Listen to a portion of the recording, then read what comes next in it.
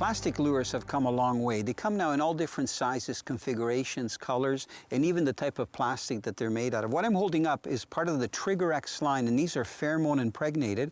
And this is called the drop dead minnow. And you can see that it's rigged if you want to just fish it with a large worm hook and just fish it subsurface, or you can use a traditional jig head or even some jig heads that are different configuration and fish it like a jig down deeper. Now we did really well today using these body baits that are anywhere from about 4 to 5 inches long. So this one is a straight tail. You can see it doesn't have an action tail, but when you move it, it does have a really lifelike action.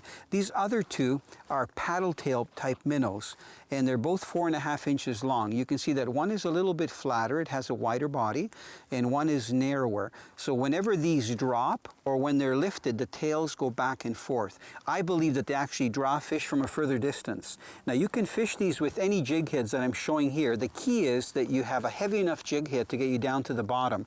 And a lot of times when I'm using some of these fish-shaped plastic baits, I like to use the jig heads that actually look like a fish.